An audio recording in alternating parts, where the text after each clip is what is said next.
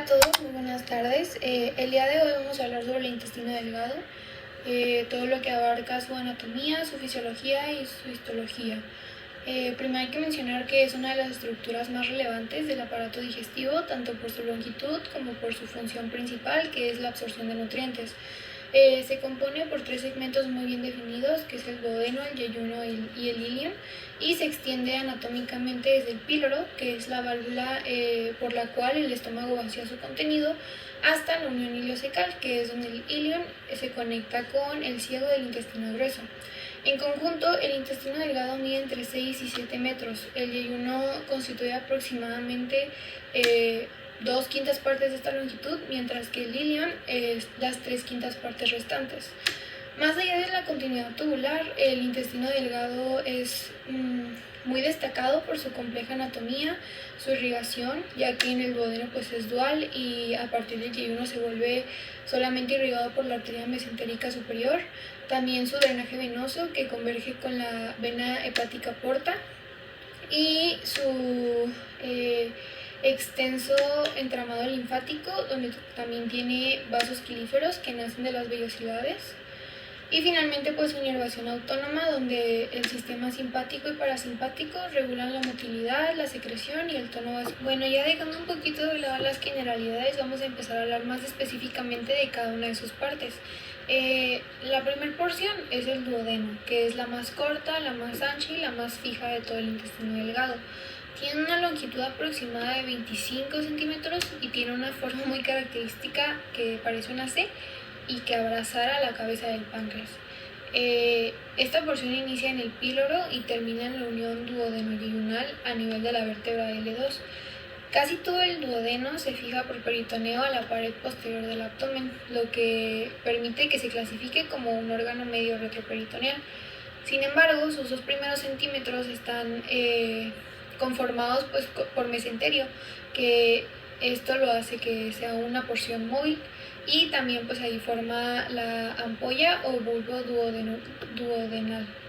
El resto de los otros 2 centímetros de la porción superior contrastan con las 3 porciones que siguen del duodeno, que es la descendente, la horizontal y la ascendente, las cuales son retroperitoneales y por lo tanto pues son inmóviles. Bueno, justo como mencionaba antes, clásicamente el duodeno se divide en 4 porciones.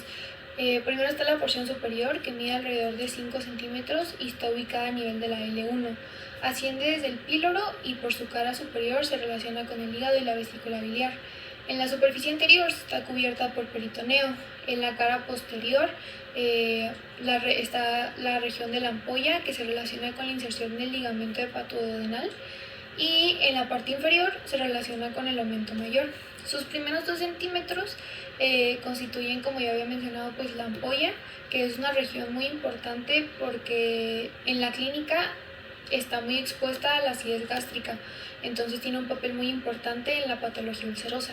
Después tenemos la porción descendente, que mide entre 7 y 10 centímetros, es un poquito más grande, y discurre al lado de las vértebras de la L1 a la L3.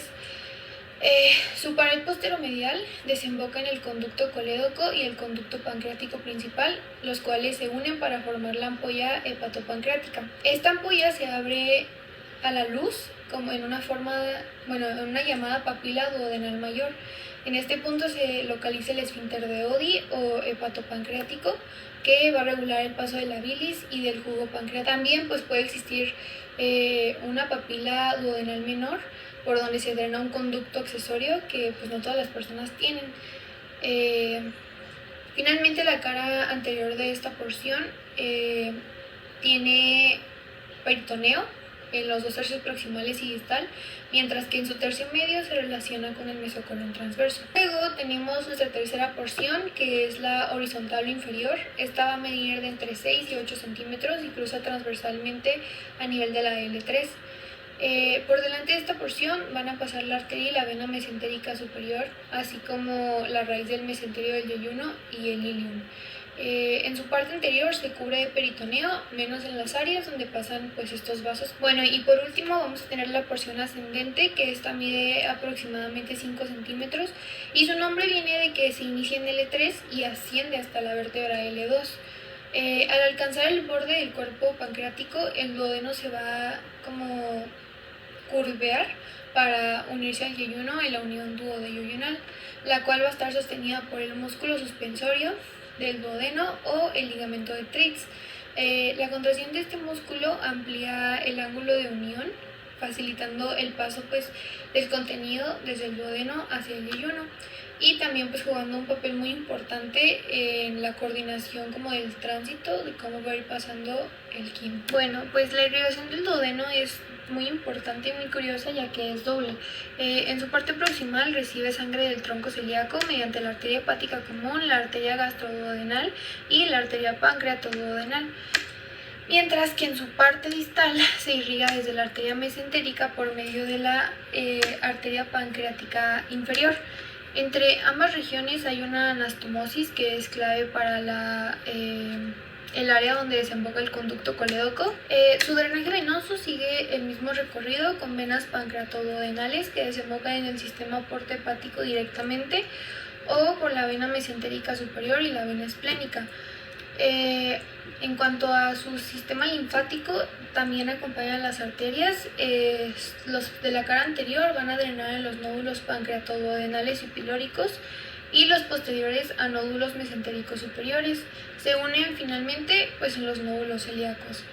La inervación del duodeno proviene del nervio vago, como en la mayoría del sistema digestivo, y de los nervios esplénicos mayor y menor, que llegan por los plexos celíacos y mesentérico superior, y pues se van distribuyendo siguiendo los vasos, regulando funciones como la motilidad, la secreción y el tono vascular. Bueno, a partir de la unión duodeno-yeyunal, el intestino delgado vuelve a ser plenamente intraperitoneal, suspendido por mesenterio.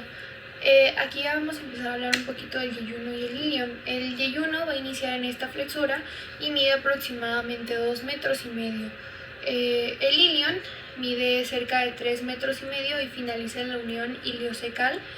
Topográficamente, la mayor parte del yeyuno se localiza en el cuadrante superior izquierdo, en el compartimento infracólico, mientras que en el ilion ocupa predominantemente el cuadrante inferior derecho, extendiendo su parte distal hacia la pelvis. Esta distribución pues no fue por coincidencia. En realidad el yeyuno muestra muchos pliegues circulares que son más prominentes a comparación de los que tiene el ilion.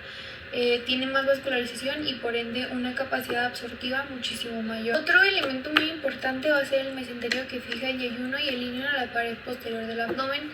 Esta va a poseer una raíz que mide entre 15 y 20 centímetros y se extiende desde la unión duodeno-yeyunal hasta la unión ileocólica y la articulación sacroiliaca derecha.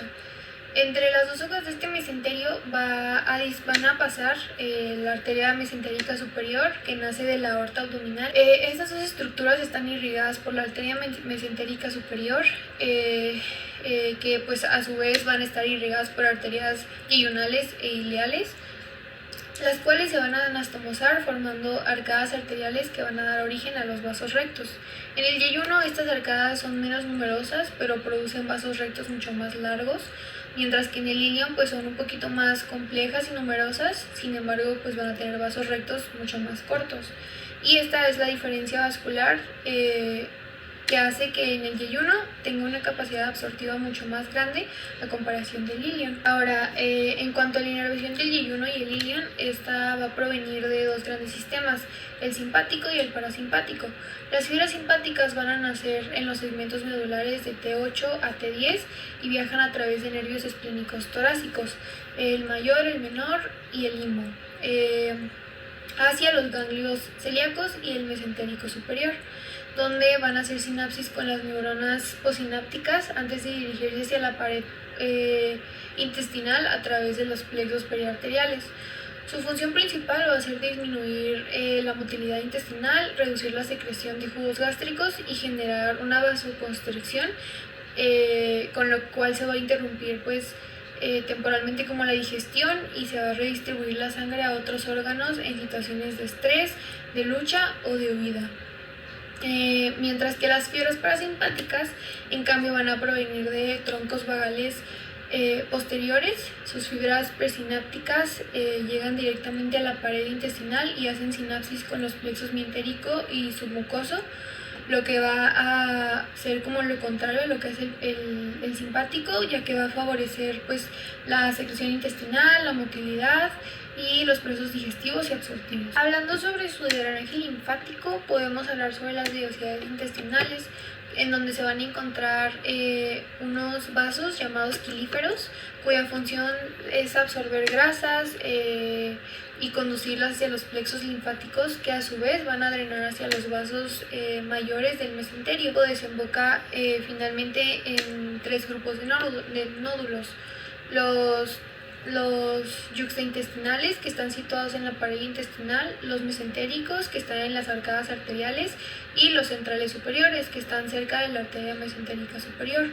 A través de este sistema, la linfa, que tiene muchos lípidos, va hacia el conducto torácico y de ahí se va a la circulación venosa sistémica. Sabemos que su capacidad de absorción es enorme debido a la superficie de contacto que tiene su mucosa y su submucosa. Todo esto pues es gracias a múltiples adaptaciones estructurales, que son como los pliegues circulares o válvulas de Kettering, que son repliegues permanentes que están en la mucosa y submucosa, que rodean pues entre la mitad y 2/3 de la circunferencia luminal. Estas válvulas aparecen a partir de 5 o 6 centímetros del píloro y son especialmente abundantes en el duodeno distal y en el yeyuno proximal. Sin embargo, cuando van llegando por la mitad del ilion, van disminuyendo tanto en número como en tamaño, lo que refleja pues la menor capacidad de absorción de esta porción final. Sobre estos pliegues se van a proyectar las vellosidades intestinales, que son evanquinaciones en forma de dedos o láminas foliadas que cubren pues completamente la superficie del intestino. Estas le van a dar a la mucosa una como apariencia aterciopelada, y pues cada vellosidad va a estar formada por un eje de tejido conjuntivo areolar. Esto va a estar recubierto por un epitelio cilíndrico simple y en su interior se van a encontrar muchos fibroblastos, células musculares lisas, linfocitos, plasmocitos, eosinófilos, macrófagos y una rica red de capilares sanguíneos, así también como un vaso linfático central, que va a ser conocido como el vaso quilífero, que es lo que hablábamos antes, el cual va a ser fundamental para la absorción de las grasas. En su lámina propia, cada una va a tener pues este vaso, que va a estar acompañado también de fibras musculares de la mucosa, lo que le va a permitir un movimiento activo de la vellosidad, que es como ordeñar a la vellosidad en el contenido linfático, y este lo va a impulsar hacia el sistema linfático. Las microvellosidades se van a encontrar en la superficie apical de los enterocitos. Estos van a constituir pues la principal ampliación del área absortiva. En realidad, la pared del intestino va a estar organizada con las mismas 4 capas del todo el tracto: mucosa, submucosa, muscular externa y la serosa. Sin embargo, va a tener unas pequeñas adaptaciones. La mucosa va a poseer un epitelio especializado, una lámina propia que es rica en células inmunológicas, y una muscular de la mucosa, que va a estar conformada por 2 capas.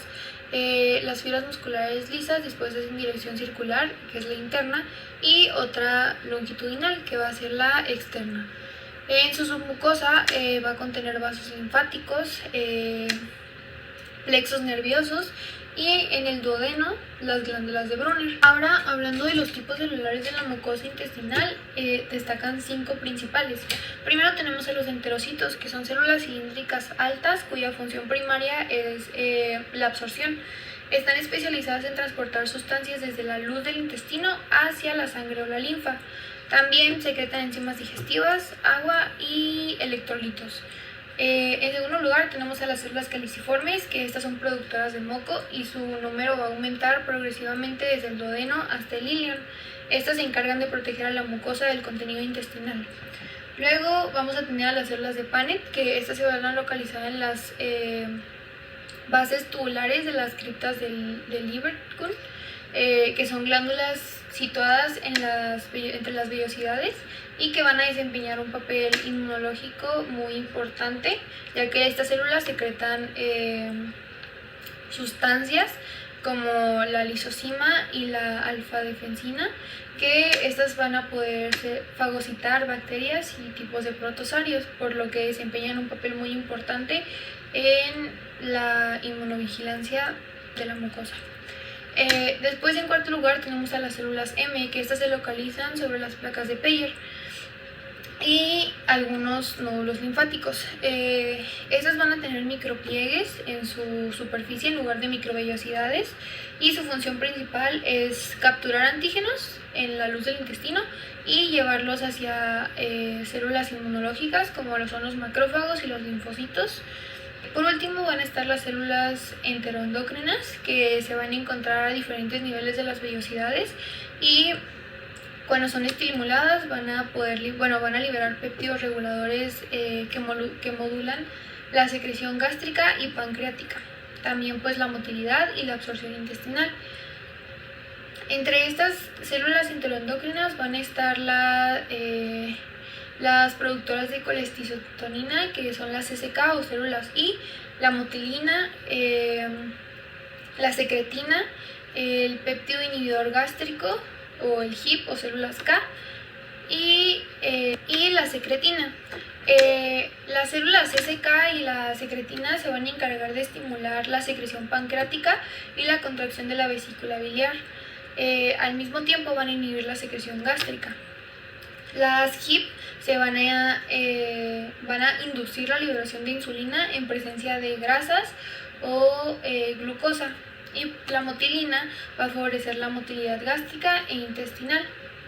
Además, estas células enteroendocrinas van a producir hormonas parácrinas, que son como la histamina y la somatostatina, que van a tener efectos locales. Ahora, yéndonos a la fisiología del intestino delgado, podemos entenderla a través de 4 funciones: la secreción, la digestión y la absorción. Estas últimas dos vienen muy juntas. Estos procesos trabajan de forma coordinada para transportar los alimentos ingeridos en nutrientes simples y utilizables para las células del cuerpo. En cuanto a los movimientos intestinales, existen 2 tipos principales, que son la contracción de mezcla y la de propulsión. Las primeras también se van a llamar de segmentación, ya que ocurren como una respuesta a la distensión causada por el quimo, provocando contracciones rítmicas que mezclan el contenido de las secreciones y lo ponen en contacto con la mucosa para facilitar la absorción. Estas contracciones son controladas por el plexo mientérico y moduladas por ondas eléctricas lentas generadas por el marcapasos intestinal. Su frecuencia va a variar entre 12 por minuto en el duodeno y en el yeyuno proximal, y unas 8 a 9 por minuto en el ilion terminal. Se llaman de segmentación porque lo que hacen es que dividen el intestino en pedazos como si fueran cavidades, y va a ir destruyéndola y mezclándola junto con los jugos gástricos. Por otro lado van a estar las ondas de propulsión, que estas pues corresponden al peristaltismo que viene desde el esófago. Estas son las responsables de mover el quimo hacia el colon a una velocidad promedio de 1 centímetro por minuto. Este proceso, además de transportar su contenido, ayuda a extenderlo sobre la mucosa, la superficie de la mucosa, y está regulado tanto por reflejos locales como por hormonas gástricas como la colecistotonina, la motilina y la insulina, que aumentan la motilidad. Pues vamos a tener una estructura muy importante, que es el esfínter ileocecal y la válvula ileocecal. Estas se encargan de regular el paso del quimo desde el ilion al ciego y evitan el reflujo desde el colon. La válvula actúa como una barrera anatómica que soporta presiones inversas, mientras que en el esfínter presenta una contracción ligera que va a controlar el vaciamiento.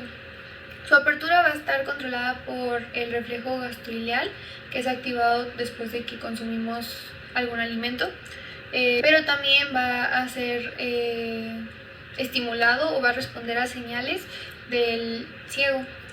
Si este se encuentra pues distendido o irritado, se va a incrementar el tono del esfínter, lo que pues va a inhibir el peristaltismo ileal, bloqueando temporalmente el paso del contenido hacia el colon. Ahora, si nos vamos al ámbito secretor, el intestino delgado cuenta con las glándulas de Brunner, que ya había mencionado, que están localizadas en el duodeno. Estas se van a encargar de producir moco alcalino para proteger la mucosa del ácido gástrico. Estas glándulas responden a estímulos vagales, a irritación local y a la hormona secretina.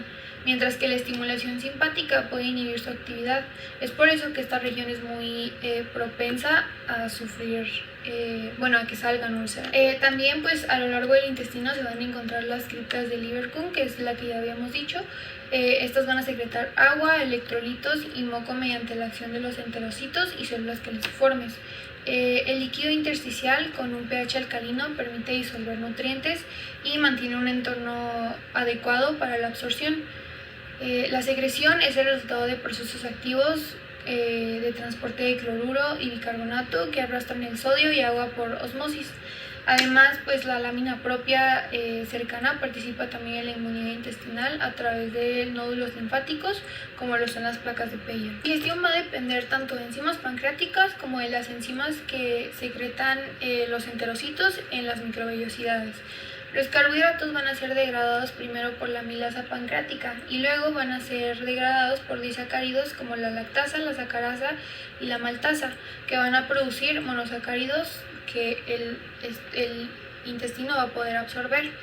Si hablamos de las proteínas, después de un proceso inicial de fragmentación en el estómago, los péptidos van a ser descompuestos o hacerse más pequeños por medio de peptidasas de la membrana y enzimas intercelulares que van a formar aminoácidos libres que luego van a pasar a la sangre portal. Si hablamos ahora de la digestión de las grasas, todo va a comenzar con una emulsificación, que es un proceso facilitado por la bilis y la lectina, que va a aumentar la superficie de acción de las enzimas, ya que la lipasa pancreática convierte los triglicéridos en ácidos grasos y monoglicéridos.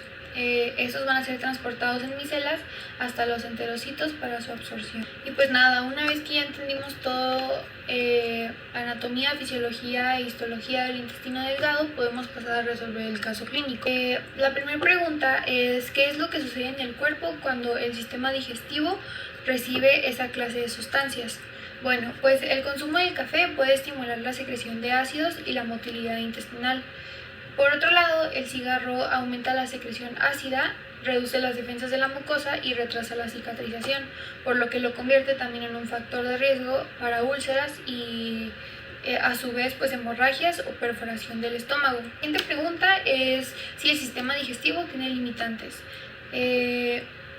Yo creo que a pesar de tener un mecanismo que lo protege como el moco o el bicarbonato que contrasta la acidez, estos pueden llegar a faltar a causa del tabaquismo o el uso de medicamentos, sobre todo antiinflamatorios.